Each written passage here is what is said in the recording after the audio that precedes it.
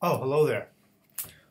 Welcome to Module 3, Lecture 6 for Introduction to International Relations.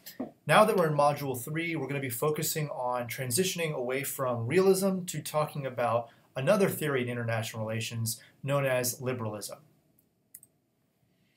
So to begin, liberal theories of international relations, because we're going to talk about a couple different types of them, are largely based off of the work of a theorist named Immanuel Kant. And he asks a very provocative question. How are peace and cooperation possible? Because if you'll remember back to a discussion about realism, realists believe, at least in the classical variant of realism, that humans are by their very nature bad, and the liberals, on the other hand, believe that humans, or rather human nature, is inherently good. So whereas realists focus on the emergence of conflict, liberals examine more closely the prospects for peace and cooperation. So how are they possible? And this question has several possible answers. One is that states in the international system get together and they develop organizations and rules that help to structure their environment to reduce uncertainty, to increase transparency, and make it so that everyone knows what the rules of the game are. Another possible way in which peace and cooperation might be attainable is through the internal character of governments themselves. So this is the idea that there are certain types of government systems that are more prone to having peaceful relations with other countries, and there are other kinds of governments that are more likely to engage in conflictual relations with other countries. Another possibility here is that international trade, for reasons we'll talk about in a moment, help countries to work together, thereby reducing the fear and anxiety and mistrust that might exist between them, because they are going to have the reasons to cooperate in the service of attaining wealth. Another really important thing, getting back to the very first lecture on the subject of how can we overcome the collective action problem. Well, for liberals, they argue that this is the result of a shift in mindset in the way that countries think about their roles in the international system. So the idea here is that cooperation can be achieved if we trade our short-term individual gain, and by here they mean individual states, for long-term collective interest. So if you give up a little bit of what it is that you want to pursue in the short term, but you think more in the long term and you think about what is in the best interest of the community of states, then that will lead you to more cooperative activities as opposed to engaging in conflict or war.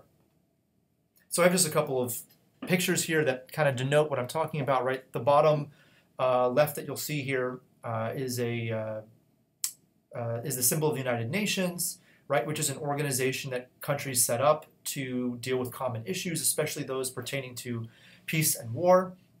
And then on the right, you see a major tanker that is an instrument of international trade. And here in Jacksonville, we've had a really robust public discussion about whether or not we should dredge or basically kind of clear out more of the bottom of the St. Johns River in order to allow these super tankers to come into our port so that we can be more economically competitive with other ports up and down the eastern seaboard.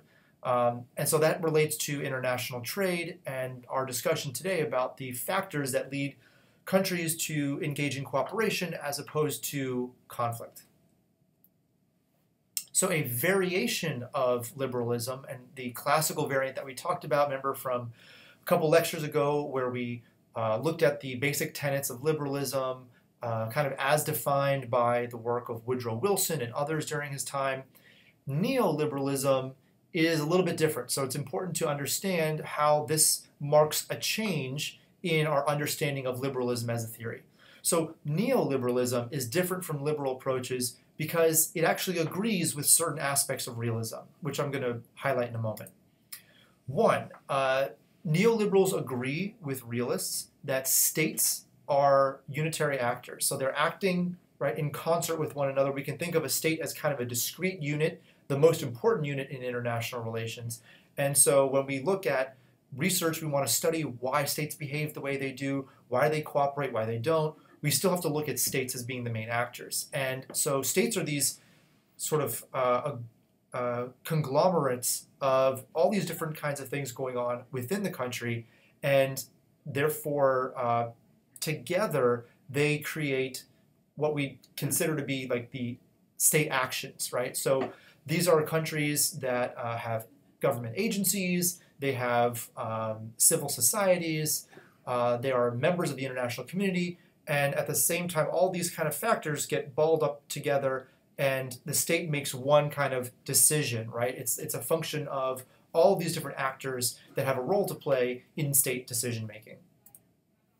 Another aspect of realism that neoliberals agree with is that, this is borrowing from economics, states rationally pursue their self-interests. So what does it mean when we say the word rational? Well, we're not using this in a psychological sense necessarily. What we're talking about is that there are goals and that states want to pursue those goals. Well, what are those goals?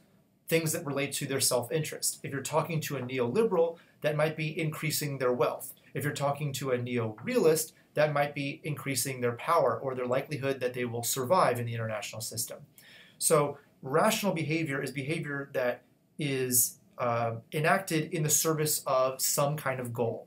So, for example, if you wanted to do well in this class, a rational behavior, which would be engaged in your own self-interest, would be if you had, if you engaged in, for example, studying, right? So you would study a lot for these tests, you would form study groups, you would read all of the material, and that would help you to prepare for the exams. So if your goal is to do well in the class, you want to achieve that goal, then you will study, right? So that's the rational behavior that you undertake in order to achieve your self-interest, which is getting a good grade. At the same time, unlike realism, neoliberalism argues that cooperation is possible due to one of the three major principles that we talked about in the first lecture, right? We looked at the principle of dominance, which relates to realism, and we are currently looking at the principle of reciprocity, and then later on we'll look at the principle of identity. But here, realists think that countries are going to go to, or become entwined in these conflictual relationships, but neoliberals, on the other hand, argue that if states can exert these positive and negative enticements to engage in certain kinds of behavior, also known as reciprocity, then this is more likely to lead to cooperation. So a kind of colloquial way of thinking about this is carrots and sticks. So you can punish someone if you want them to do something, or you can provide them with an incentive. And that's kind of the way that reciprocity works here. So an important component to neoliberalism is the concept known as international regimes. And this is, again, kind of a very big abstract concept. So we'll talk about this, and if you have any questions, by all means, send me an email, meet with me directly during office hours, or you can always go on Blackboard Collaborate during those virtual office hours to kind of flesh out questions you may have about difficult concepts like this. So what are international regimes? They are, it refers to a set of rules, norms, and procedures around which the expectations of actors converge in a given issue area. So we already covered norms, right? Shared expectations about actions. But here, international regimes are these big kind of, imagine that they're a catch-all, a big net for all of the relevant actors, norms, procedures, and those kinds of things, but only around a given issue area. So those issue areas might be discrete things that we think of like nuclear proliferation, or dealing with epistemic diseases, or climate change, or humanitarian crises. And so in each of these regimes, there are these different sets of rules and norms, procedures, actors, institutions that the actors are supposed to abide by, participate in, and so forth. And so think of it, instead of trying to have a kind of covering law for the international system, right, that all states do this all the time, for a reproach like neoliberalism that looks at international regimes, if we want to find out how states behave, we have to look at the particular issue area that's relevant because, for example, what might happen, what may be relevant for certain actors in the nuclear regime might be very different from the expectations and institutions and actors that are relevant for the global climate change regime. So we can't use kind of a one-size-fits-all approach because that way we're not going to fully understand the dynamics that are maybe specific to a particular issue area within international relations. So what do? They create expectations about playing by the same rules. So states have these expectations and they know what to follow, right? And that's a very important function that states are going to be able to know ahead of time what they will be expected to do in given circumstances, know which laws are relevant, know which institutions govern those rules, and so forth. Another important aspect of this is that international regimes solve the collective goods problem, which we talked about in the very first lecture, by increasing transparency. So they provide a forum for discussion among actors in the international system to discuss how rules should evolve, what kinds of incentives or punishments need to be levied for countries that are not in compliance with the rules. They set up institutions, and those institutions provide an opportunity to publicly disseminate information, to have countries directly interface or dialogue with one another, and that information is reported back by the home countries and by members of civil society. So all of this is a way of saying that these kinds of discussions about really important issues in international relations are not going to be discussed solely behind closed doors, but they will be regular meetings or semi-regular meetings, and the results of those deliberations will be publicized so that people can know what's going on and what their country and other countries have argued and negotiated on these subjects. One aspect that we should also highlight is the fact that international regimes under the neoliberal approach are not constraining state behavior or preventing it from doing things it wants, but rather facilitating state behavior.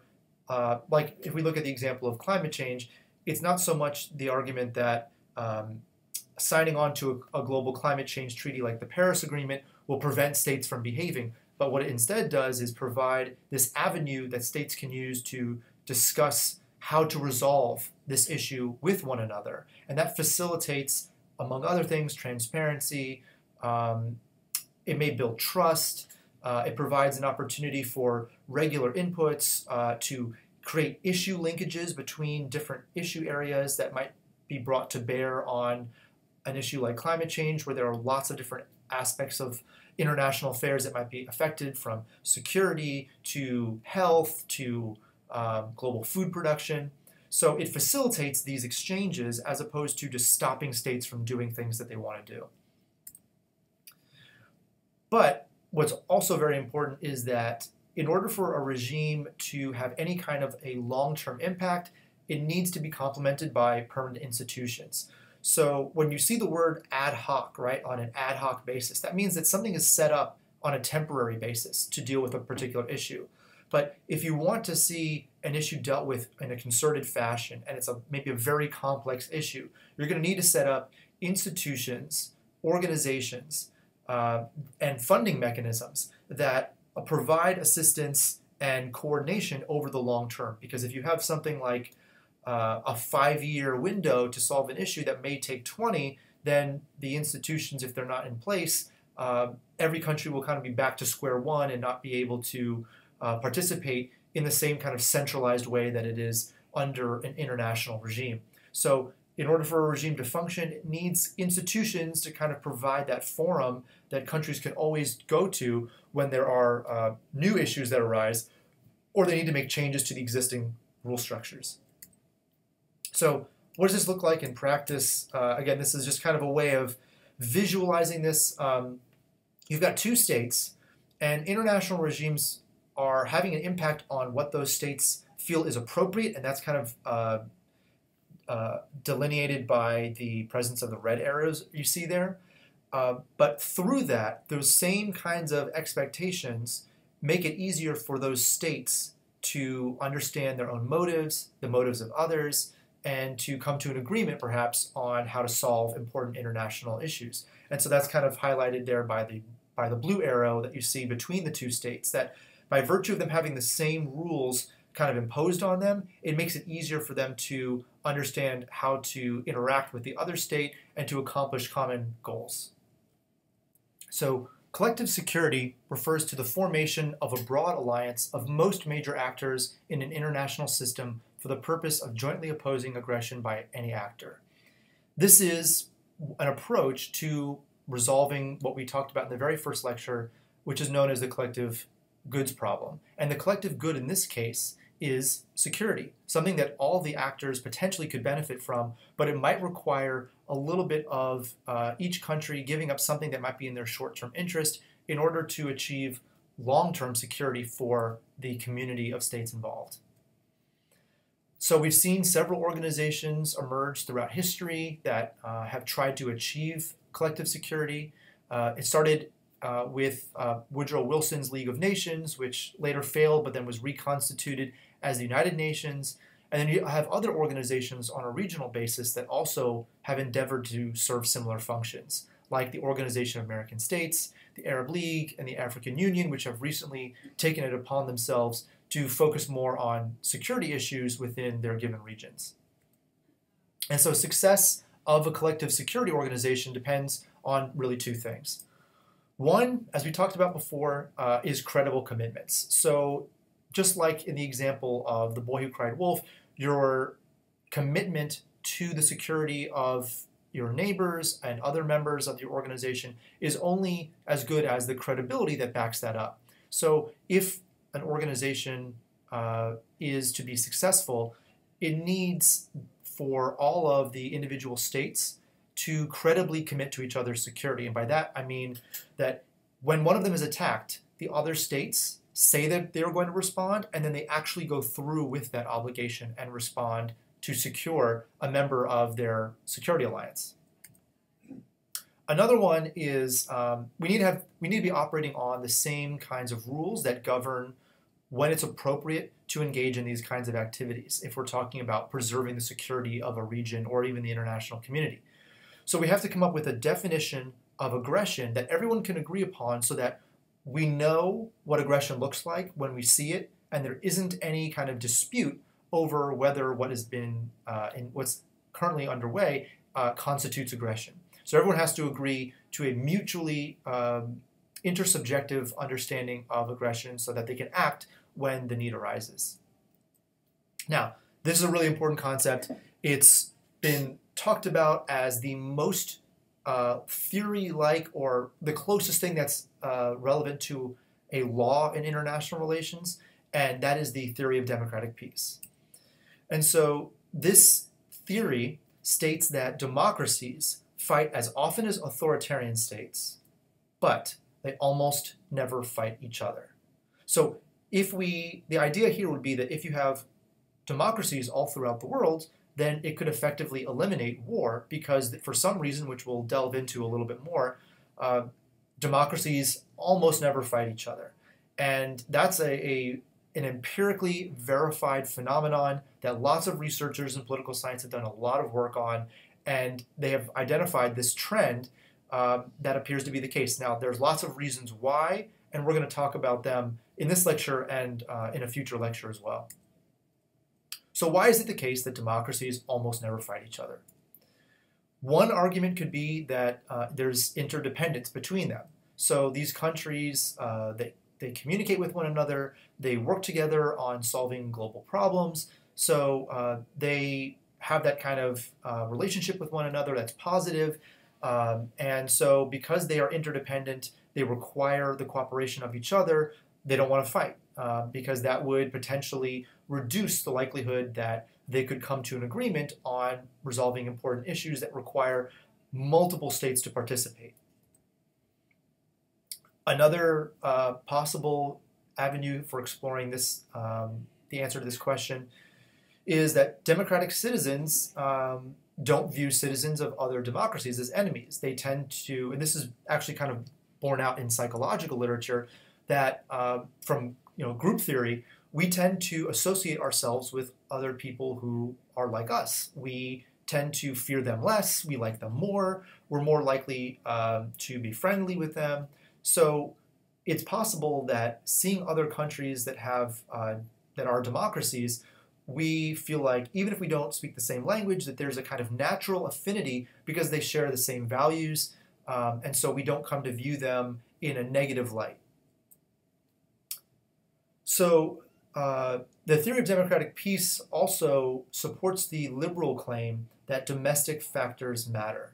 So it's not so much that there are, if you think back to in the Goldstein and Peephouse book, the discussion of different levels of analysis, well, the theory of democratic peace definitely supports to a certain extent the idea that the domestic level is really important. So if you have lots of democracies, and that's a factor that's relevant at the national level, right? It's the type of governing system that a country has in place. That is what affects the relationships between states. So if they all have the same kind of governing system in place, then it should be the case under this theory that they would be less likely to engage in warfare with one another. But what about countries that are transitioning to democracy? Because it's not always a really clean-cut approach. We don't always know whether a country is a perfectly long-standing and solidified democracy versus whether they are a fledgling democracy. There are countries that are in flux. And so what does the theory say about countries that are making that transition away from, say, an authoritarian regime to a democratic one? Well, the evidence suggests that those kinds of countries may be more prone to war than stable democracies or even authoritarian governments. So this again supports this idea, which we've talked about a little bit, that stability is really important, whether we're talking about at the international level or even at the domestic level.